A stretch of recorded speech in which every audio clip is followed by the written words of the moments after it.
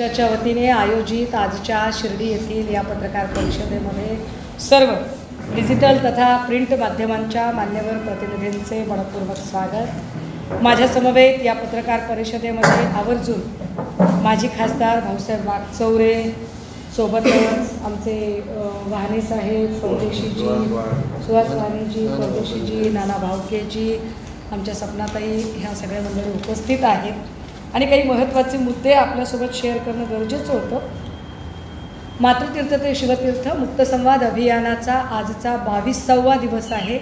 22वा दिवस 21वी विधानसभा आणि तब्बल 8वी लोकसभा आज आम्ही पूर्ण करत आहोत आणि या निमित्ताने या जिल्ह्यातील काही महत्त्वाचे प्रश्न आणि सोबतच राज्यातील महत्त्वाच्या घडामोडी, विशेषतः अधिवेशन, या संदर्भाने ही पत्रकार परिषद बोलावली आहे। मातृतीर्थ ते शिवतीर्थ मुक्त संवाद अभियानाच्या दरम्यान आम्ही प्रत्येक जिल्ह्यांमधून जातोय आणि प्रत्येक जिल्ह्यातल्या काही महत्त्वाच्या मुद्द्यांना स्पर्श करण्याचा, त्या मुद्द्यांवर चर्चा करण्याचा प्रयत्न करतोय। त्या भागातल्या समस्या जाणून घेण्याचा प्रयत्न करतोय। त्याचाच एक भाग म्हणून अहमदनगर जिल्ह्यामध्ये गेल्या 3 दिवसांपासून जो दौरा चालू आहे, या दौऱ्यात ज्या विविध समस्या आम्हाला प्रकर्षाने जाणवतात त्यातला महत्त्वाचा मुद्दा तो दूध विक्रेत्यांचा, की ज्या पद्धतीने दुधाचा भाव अगदी म्हणजे 20 रुपयावर येऊन ठेपलेला आहे आणि अनेकांना बोलल्यानंतर लक्षात येतं की तब्बल 67% दुधातली भेसळ आहे। ही भेसळ कुठून होते, कशी होते हे शासन करताना माहीत नाही असं अजिबात नाही। पण जर भांडवलदारांचं भलंच करायचं असेल तर भेसळीवरती छापेमारीच करायची नाही असं काही ठरलंय का, याचा जरा एकदा परामर्श घेणं गरजेचं आहे। कारण शेतीला पूरक असणारा दूध उद्योग जर अशा पद्धतीने धोक्यात येत असेल तर फक्त दूध विक्रेते असणाऱ्या शेतकऱ्यांचंच नुकसान होते असं नाही, तर भेसळयुक्त दूध घेऊन कर्करोगाशी झुंजणाऱ्यांचं प्रमाणही वाढत आहे। मला वाटतं की इथल्या त्या जबाबदार लोकप्रतिनिधींनी या गोष्टीकडे फार गांभीर्याने बघण्याची गरज आहे। कांदा उत्पादकाचा प्रश्न आम्ही सातत्याने मांडतोय आणि त्यानंतर आता कांद्यावरची निर्यात बंदी उठवलेली आहे, पण तरीही अजूनही कांद्याला म्हणावा तसा भाव मिळत नाही आणि हा प्रश्न फार प्रकर्षानं आम्हाला अहमदनगर जिल्ह्यात जाणवला। 3 दिवसांपासून फिरत असताना आणि अनेक लोकांशी चर्चा करत असताना लोकांनी अत्यंत पोटतिडकीने कुठला मुद्दा मांडावा मला आश्चर्य वाटतं। म्हणजे आम्ही बुलढाणा जिल्ह्यामध्ये लोक समृद्धी महामार्गावर बोलत होते, वाशिममध्ये लोक व्हाईट कॉटन सिटी आणि कापूस सोयाबीनबद्दल बोलत होते, हिंगोलीमध्ये लोक हळद पिकाबद्दल, परभणीमध्ये ॲग्रिकल्चरल आणि फार्मसीचे विद्यार्थी त्यांचे मुद्दे मांडत होते। अहमदनगरमधला सगळ्यात ऐरणीचा मुद्दा कुठला, तर अक्षरशः बार रूममधले वकीलही येऊन सांगत होते की ताई आमच्यासाठीचा सगळ्यात ज्वलंत मुद्दा काय असेल तर तो ताबेमारीचा आहे। दिसली रिकामी जागा की मार ताबा, हे जे काही इथे चालवलेलं आहे, लोकप्रतिनिधींच्या आशीर्वादाने ही जी गुंडागर्दी चालू आहे, या गुंडागर्दीकडे पोलीस का जाणीवपूर्वक दुर्लक्ष करतात हे मला अजूनही कळत नाही आहे। पोलिसांवरून आठवलं की इथलेच काँग्रेसचे शहर प्रमुख सचिन चौगुले यांना ज्या पद्धतीने अमानुष मारहाण झाली, प्राणघातक हल्ला झाला, या हल्ल्यानंतर त्यांनी रीतसर FIR नोंदवली। FIRमध्ये त्यांनी सर्व आरोपींची ओळख पटवून त्या आरोपींची नावं, त्याचे फुटेजेस, एव्हरीथिंग, ही प्रत्येक गोष्ट पोलिसांकडे सादर केली, परंतु पोलिसांनी मात्र यावर कुठलीही कारवाई केली नाही। अजूनही आरोपींना अटक नाही। पोलिसांचे हात कुणी बांधलेले आहेत, पोलिसांवर कुणाचा दबाव आहे का, पोलीस या सगळ्या संबंधाने ॲक्शन घेऊ शकत नाही? कदाचित म्हणूनच की काय, नितेश राणेसारखे सत्ताधाऱ्यांमधले लोकप्रतिनिधी अगदी बिनधास्तपणे कधी सांगतात की सागर बंगल्यावर आपला बाप बसलेला आहे, काळजी करू नका, किंवा तेच नितेश राणे काल परवा एवढं सांगण्याची त्यांची मजाल जाते, ही मुजोरी होते त्यांची की पोलीस काय करणार आहेत आमचं, फार तर व्हिडिओ काढतील आणि घरी जाऊन बायकोला दाखवतील। मला वाटतं गृहमंत्री म्हणून देवेंद्रजींचं हे नुसतं अपयश नाही, तर ही नाचक्की आहे, ही गृहमंत्र्यांची आणि गृहमंत्रालयाची नाचक्की आहे की सत्ताधाऱ्यांचाच एक आमदार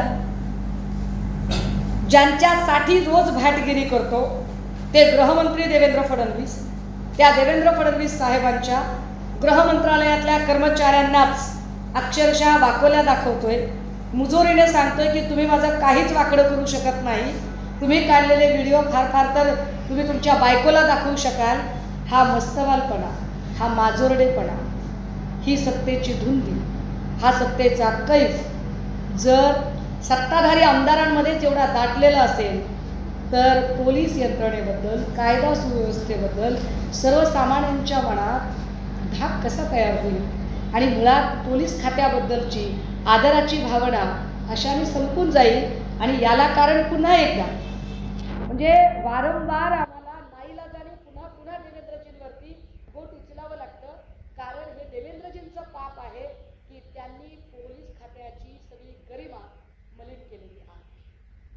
मी एक विधानसभा जेव्हा करत येते त्यावेळेला मला शिर्डी विधानसभेत विशेषत्वाने ज्या काही महत्त्वाच्या बाबी जाणवत आहेत, ज्या नागरिकांशी बोलते त्याच्यामध्ये नगर मनमाड हायवे गेली 10 वर्ष रखडत आहे. हा नगर मनमाड हायवे जर झाला तर इथे दळणवळण साधन सुविधा वाढतील, व्यापार उद्योग वाढेल, शेतकरी असतील, विद्यार्थी असतील, दूधवाला असेल, व्यापारी असेल, भाजी विक्रेता असेल, या सगळ्याच लोकांच्या सोयीचं होईल. परंतु जाणीवपूर्वक नगर मनमाड हायवे थांबवला जातोय का?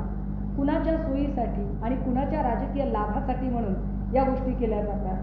त्यातला अजून एक महत्त्वाचा मुद्दा, जेव्हा आम्ही शिर्डी देवस्थान आणि तिथल्या सगळ्या व्यापाऱ्यांशी बोलण्याचा प्रयत्न केला, देवस्थानमधील कंत्राटी आणि कायम कर्मचारी यांचा जो मुद्दा आहे तो मुद्दा अजूनही अनुत्तरित आहे.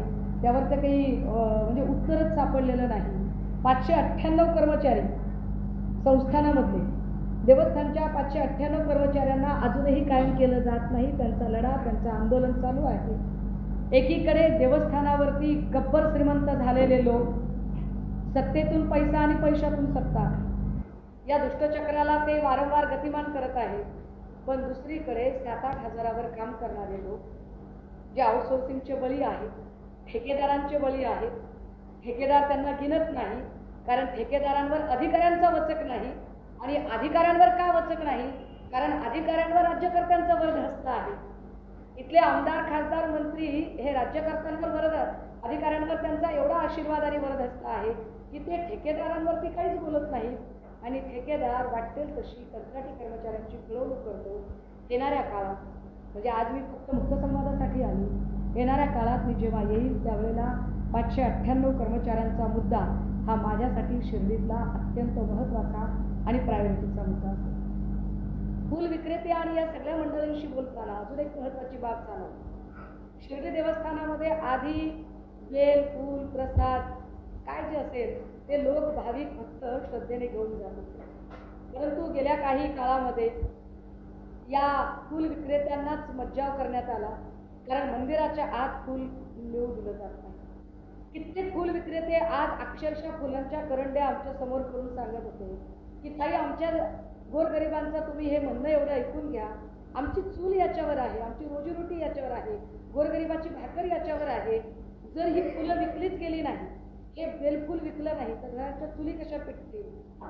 एकीकडे इथले लोकप्रतिनिधी विखे पाटील हे सांगताहेत की समाधीवर जी फुलं येतात या फुलांपासून अगरबत्ती बनवली जाते. लोक अत्यंत भाविक भक्तीने ती अगरबत्ती विकत घेतात. पण अगरबत्तीचा कारखाना कोणाचा? तर पुन्हा विखे पाटलांचा. कारखान्यातल्या कर्मचाऱ्यांना किती पगार द्यायचा, किती नाही द्यायचा, कोणाला कायम करायचं, कोणाला कंत्राटी ठेवायचं, हे ठरवण्याचा अधिकार कोणाचा? पुन्हा विखे पाटलांचाच. म्हणजे सगळीकडून दमनाची आणि शोषणाची यंत्रणा ही विखे पाटलांच्या हातात असावी हे आश्चर्यकारक आहे. म्हणजे गोरगरीब जो माणूस आहे त्याची रोजीरोटी त्या फुलांवर आहे. त्या फुल विक्रेत्यांना फुल विकू दिलं जात नाही, त्यांची फुलं अजिबात मंदिरात जाऊ दिली जात नाही. पण त्याच वेळेला समाधीवरच्या फुलाचा व्यापार करून, अक्षरशः श्रद्धेचा व्यापार करून त्या फुलांवर स्वतः गब्बर होण्याचे इमले मात्र रचले जातात. हे वाईट आहे, हे भयंकर आहे. मला वाटतं त्या फूल विक्रेत्यांच्यासाठी सुद्धा एक आंदोलन उभं करणं गरजेचं आहे. यासोबतच मी काही इथल्या देवस्थानच्या जी रुग्णालय व्यवस्था आहे, जी आरोग्य व्यवस्था आहे, या आरोग्य व्यवस्थेशी बोलण्याचा प्रयत्न केला. मला आश्चर्य वाटतं किती वेगवेगळ्या प्रकारच्या, जवळपास 17 प्रकारच्या मशिनरी आहेत ज्या अद्यावत आहेत. MRI सारखं मशीन आहे जे अत्यंत महत्त्वाचं मशीन आहे. ट्रॉमा सेंटरमध्ये आवश्यक मशीन्स आहेत, हार्टशी संबंधित महत्त्वाच्या मशीन आहेत. या मशीन निव्वळ आणि निव्वळ याला चांगले ऑपरेटर नाही म्हणून या मशीन वापरल्या जात नाही. हे वाईट आहे. म्हणजे एकीकडे आपले खाजगी दवाखाने चालवण्यासाठी वैयक्तिक मालकीच्या ट्रस्टचे दवाखाने चालवण्यासाठी, अगदीच उघड सांगायचं झालं तर प्रवरा मेडिकल ट्रस्ट सारख्या ट्रस्टच्या तुमचे गल्ले भरण्यासाठी गोरगरिबांना जी अल्पदरात सेवा शिर्डी देवस्थान कमिटीकडून मिळू शकणारी आहे, त्या देवस्थान कमिटीमधल्या ज्या आरोग्य व्यवस्थेशी संबंधित मशिनरी आहेत त्याचे ऑपरेटर मिळू द्यायचे नाही.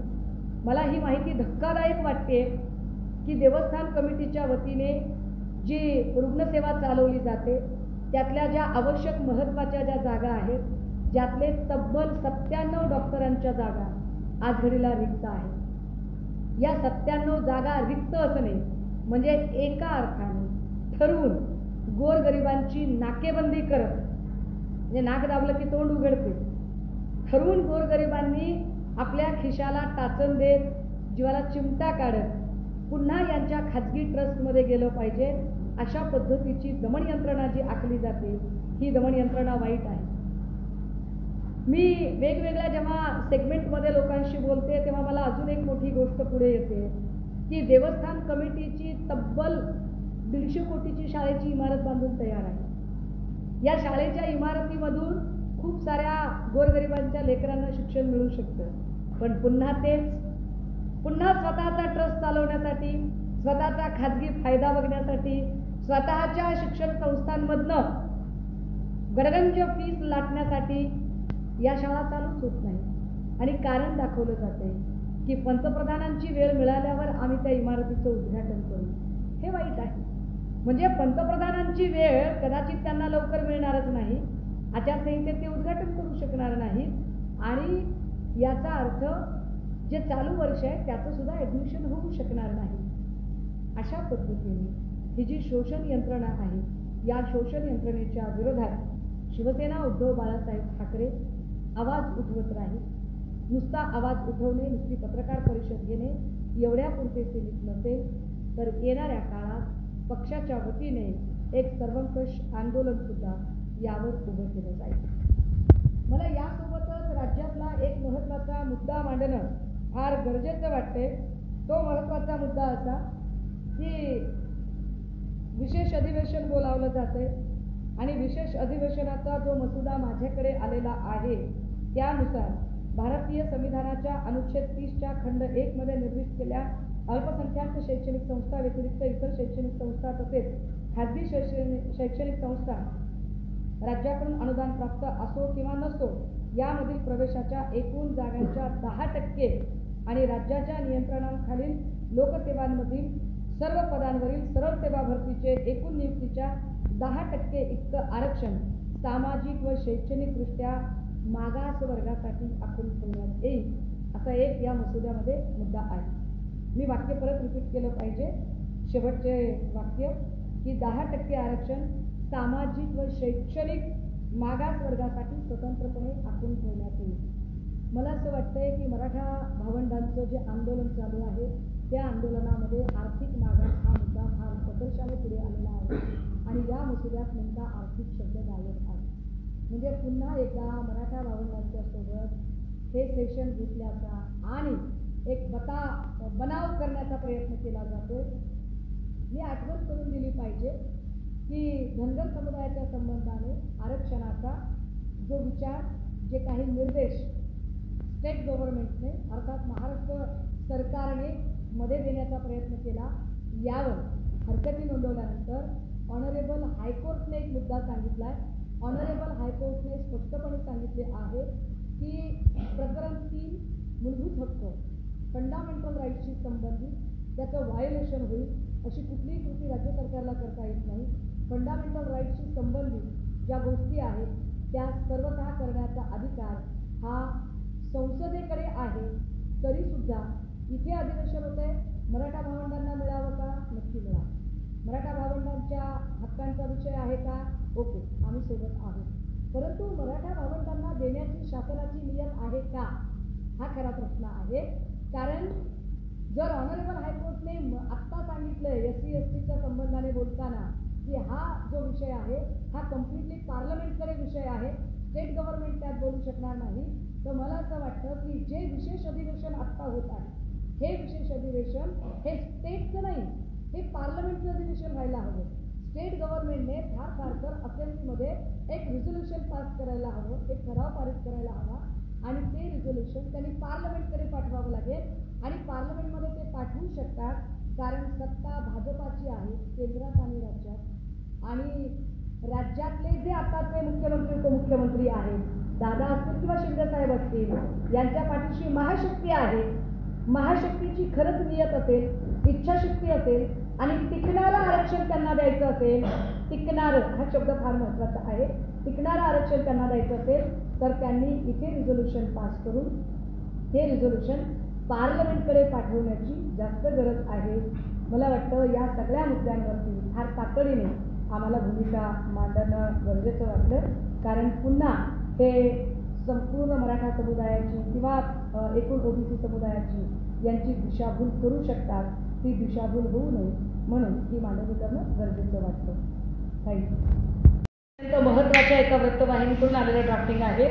मराठा समाज सामाजिक व शैक्षणिक वृत्तचा मागासवर्गीय आहे आणि भारताच्या संविधानाच्या अनुच्छेद 342(क)(3) अन्वये असा वर्ग म्हणून विनिर्देशित करण्यात यावा आणि संविधानाच्या अनुच्छेद 15(4), 15(5) व अनुच्छेद 16(4) अन्वये त्या वर्गासाठी आरक्षण देण्यात यावे असा माझ्याकडे आलेला मसुदा आहे. पण जर आपण सांगत असाल की यावर चर्चा होणार नाही तर याचा अर्थ ही सरळ मराठा समुदायाची धूळफेक आहे. मग तुम्ही वाशीमध्ये जी अधिसूचना काढली त्याचं काय केलं?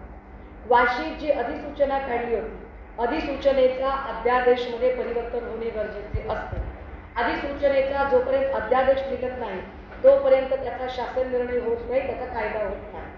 परंतु 15 फेब्रुवारीपर्यंत हरकती मागवल्या आणि 15 नंतर त्या हरकतींवर साधक बाधक चर्चा, यावर 15 फेब्रुवारीच्या नंतर सरकारने आपलं म्हणणं मांडणारी पत्रकार परिषद घेणं अपेक्षित होतं. सरकारने स्पष्टपणे सर्व माध्यमांच्या समोर येऊन नेमक्या काय हरकती आल्या, कुठल्या संघटनांच्या कुठल्या समुदायाच्या हरकती आल्या, या हरकतींमध्ये कोणते महत्त्वाचे मुद्दे होते, या मुद्द्यांचं निरसन ते कशा पद्धतीने करणार आहेत. जी भाजपा एकीकडे सांगते की आम्ही OBC समुदायाच्या आरक्षणाला धक्का लागू देणार नाही, म्हणजे नेमकं काय करणार आहेत, या सगळ्याच मुद्द्यांवरती मला वाटतं एकत्रितपणे मुख्यमंत्री महोदय आणि दोनही उपमुख्यमंत्री महोदय या तिघांनी एकत्रित माध्यमांच्या समोर येऊन चर्चा करणे अपेक्षित होते. अशी कुठलीही चर्चा न करता ते तातडीने अधिवेशन, बरं ते अधिवेशन बोलावतात का, चांगली गोष्ट आहे, त्यांनी बोलवावं अधिवेशन. मराठा समुदायाचा प्रश्न मार्गी लागत असेल ओके, हरकत नाही, वी आर विथ देम, आमचं काही प्रॉब्लेम नाही. परंतु तुम्ही दिशाभूल करताय का, धूळफेक करताय का? कारण हे जे चाललेलं आहे, जेवढा काही माझा कायद्याचा अभ्यास आहे, एक कायद्याची विद्यार्थिनी म्हणून जेवढं काही मी समजून घेते त्यानुसार जर अगदी 3 ते 4 दिवसांपूर्वी धनगर आरक्षणाच्या संबंधाने ऑनरेबल हायकोर्टाने सांगताना स्पष्टपणे म्हटलं की तुमच्या हातातच काही नाहीये, तर हे काय दाखवत आहेत नेमकं लोकांना? मला असं वाटतं की मी जे पुन्हा बोलते की या सगळ्यांच्यामध्ये चर्चा होत नाही. जेव्हा असं आपण व्हॅलिड सांगताय, आपण जे सांगताय ते खरं आहे अशी माझी धारणा आहे, आपण जे सांगताय ते पूर्ण माहिती घेऊन सांगताय अशी माझी धारणा आहे. पण जर असं असेल तर मग ही शुद्ध फसवणूक आहे. कारण अजून एक 10 ते 15 दिवसांमध्ये आचारसंहिता लागेल आणि आचारसंहितेनंतर यांचे वादे इरादे हे फक्त आणि फक्त इतिहास बनून राहतील, याचा काहीही उपयोग होणार नाही. काही दिवसांपूर्वी वाशी कातडी इतकी गेंड्याची झालेली आहे ना, इतकी निगरगट्टा झालेली आहे, मी आपल्याला आठवण करून दिली पाहिजे. जेव्हा महाविकास आघाडीचं सरकार होतं आणि IQ माहितीच्या आधारे अनिल देशमुख साहेबांवर आरोप झाले होते. IQ, please note this word, IQ माहितीच्या आधारे अनिल देशमुख साहेबांवरती आरोप झाले होते. तेव्हा त्यांनी स्वतः सांगितलं की मीच गृहमंत्री पदावर असेल आणि माझ्या संदर्भाने चौकशी असेल तर ही चौकशी प्रभावित होऊ शकते, सबब मी पदाचा राजीनामा देत बाजूला जात आहे. नंतर परमवीर सिंग आणि या सगळ्या लोकांनी काय म्हटलं आपल्याला माहिती आहे की त्यांच्याकडे पुरावेच नाही. परंतु दुसरीकडे विद्यमान गृहमंत्री देवेंद्र फडणवीस साहेब स्वतः सभागृहाच्या पटलावर सांगत आहेत की माझ्या पत्नीवर स्पाईंग झालं, माझ्या पत्नीला खंडणी मागितली गेली. अनिक्षा जयसिंघानी प्रकरणामध्ये अमृतराजी स्वतः तक्रारदार आहेत आणि त्या प्रकरणाची चौकशी करताना जयसिंघानी सांगत आहेत की माझ्याकडे अनेक गृहमंत्र्यांच्या विरोधातले सुद्धा पुरावे आहेत. मला वाटतं नैतिकता म्हणून त्याच वेळेला देवेंद्रजींनी राजीनामा देणं अपेक्षित होतं. बारसू रिफायनरीवर लाठी हल्ला झाला, आळंदीतला वारकऱ्यांवर लाठी हल्ला झाला, मराठा समुदायातल्या आंदोलकांवरती लाठी हल्ला झाला. जिथे जिथे लोक न्याय मागायला जातात तिथे लाठी हल्ले होत आहेत. उद्धव साहेबांच्या काळात 2.5 वर्षात एकही मॉब लिंचिंगची घटना झाली नाही. आम्हाला अभिमान आणि आनंद आहे. उद्धव साहेबांच्या काळात एकही दंगल झाली नाही. उद्धव साहेबांच्या काळात एकही लाठी हल्ला आणि गोळीबाराची घटना झाली नाही. उद्धव साहेबांच्या काळात सगळ्यात महत्त्वाची गोष्ट कायदा आणि सुव्यवस्था कोविडचा काळ असताना सुद्धा अत्यंत चोख होती. देवेंद्र फडणवीस साहेबांच्या काळात सध्या चक्क पोलीस स्टेशनमध्ये गोळीबार होत आहे, फेसबुक लाईव्ह करून लोक मर्डर करत आहेत आणि तरीही फडणवीस साहेबांना नैतिकता म्हणून आपण पद सोडलं पाहिजे, त्या नैतिकतेची जराही चाड वाटत नाही.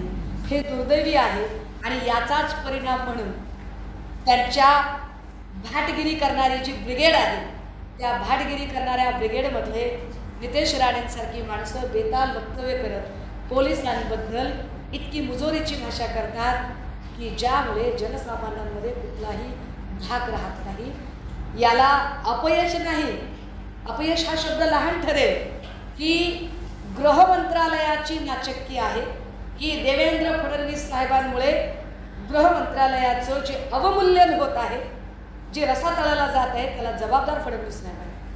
तुम्ही ज्याबद्दल सुरू केला जेणेकरून महाराष्ट्रातल्या लेखी बाळींच्या बद्दलचा सत्ताधारी लोकप्रतिनिधींचा जो अत्यंत हिरकस दृष्टिकोन आहे, म्हणजे कधी अब्दुल सत्तारांनी संसदरत्न सुप्रियाताईंबद्दलची गलिच्छ भाषा वापरायची, कधी माझ्याबद्दल कुठला तरी संभाजीनगरचा गद्दार गँगचा एखाद्या आमदाराने भाषा वापरायची, कधी राहुल शेवाळेच्या विरोधातली रिंकी बक्सलाची FIR लिहून घेतली जाणार नाही, सोलापूरचा भाजप अध्यक्ष श्रीकांत देशमुख याच्या विरोधात निर्मला यादवताई रोज न्याय मागतायत, त्यांना न्याय मिळत नाही.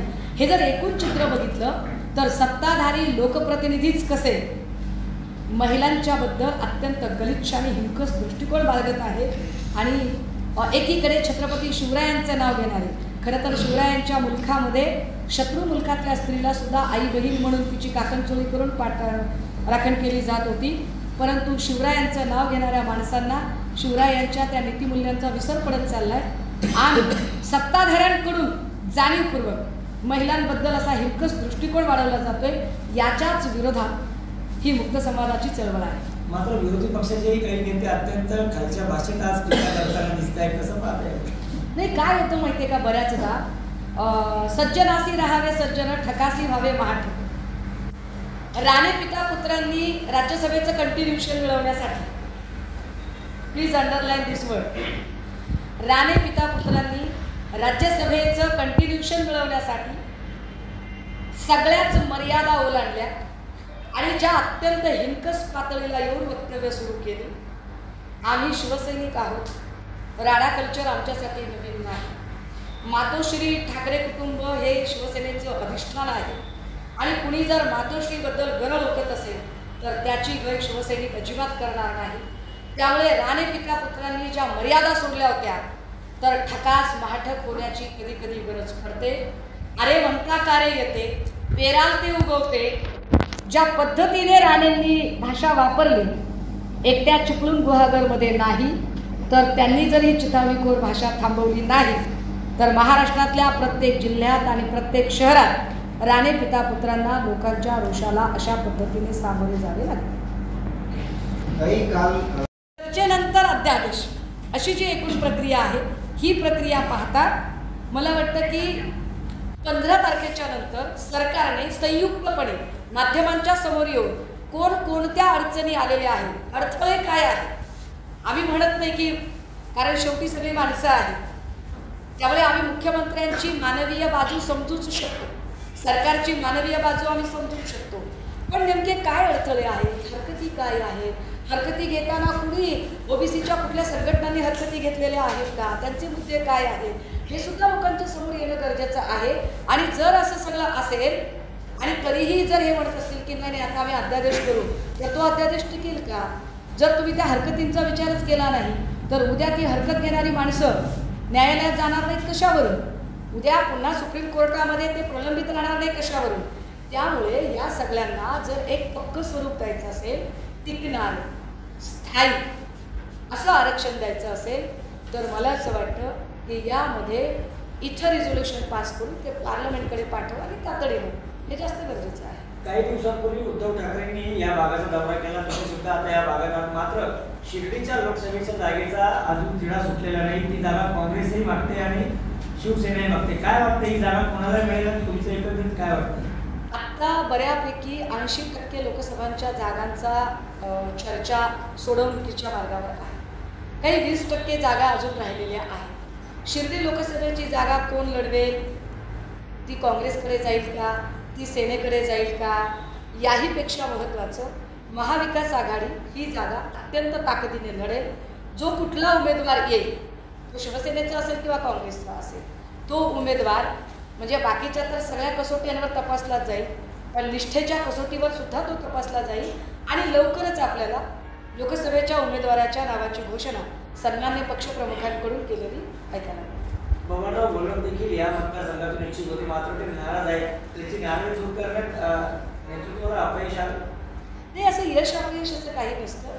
मला असं वाटतं की बबनराव गोलक हे पक्षाचे ज्येष्ठ नेते आहेत आणि ते स्वतः इतके कॅपेबल आहेत की ते थेट सन्मान्य पक्षप्रमुखांशी बोलू शकतात. त्याच्यासाठी मला मध्यस्थी करण्याची किंवा त्यांनी मला बोलण्याची काहीच गरज नाही.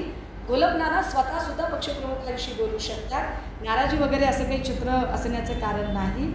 यथावकाश जो कुठला उमेदवार असेल, जे काही उलट ही आमच्यासाठी आनंदाची बाजू आहे ना दादा, की एकीकडे भाजपाकडे उमेदवारच नाही आहे, इकडच्या तिकडच्या पक्षातनं उमेदवार त्यांना चोरून आणि फोडून आणावे लागत आहेत, पण त्याच वेळेला आमच्याकडे मात्र उमेदवारांची रेलचेल आहे. ही आमच्यासाठी आनंदाची आणि गौरवाची बाब आहे की शिवसेना उद्धव बाळासाहेब ठाकरे पक्षाकडून लढण्यासाठी अनेक उमेदवार उत्सुक आहेत. माझ्याकडे संपूर्ण व्हिडिओ आहे. त्यातला घोळ असा आहे की मी दूध विक्रेत्यांशी बोलले गांधी मैदानावर आणि मी ताबेमारीबद्दल बोललो. आणि मी ताबेमारीबद्दल बोलताना मी स्पष्टपणे, तुमची इच्छा असेल तर परत एकदा नावं घेते, शिवाजीराव कर्डिले, राधाकृष्ण विखे पाटील, संग्राम जगताप यांच्याकडून पाळलेले जे गुंड आहेत, या गुंडांकडून जी ताबेदारी होते, या ताबेदारीवर ज्यावेळेला मी भूमिका मांडली त्यावेळेला काही अस्वस्थ झालेला वर्ग होता. त्या अस्वस्थ झालेल्या वर्गाला असं वाटलं की आपण काहीतरी न्यूसन्स व्हॅल्यू क्रिएट केली पाहिजे. त्याच्या पलीकडे काही नाही. आम्ही खंडाळ्यात छानपैकी गेलो, आम्ही पुष्पहार अर्पण केला, अतिशय सुंदर कार्यक्रम पार पडला. कुणीतरी एक भाजपच्या बाई होत्या, सरपंच बाई, आता त्यांना असं वाटलं फार स्वाभाविक आहे, म्हणजे आपण काहीतरी आपल्या नेत्याला दाखवलं पाहिजे त्याच्याशिवाय, आणि काही पाकिट छापही लोक असतात तर ते असं दाखवलं गेलं पाहिजे.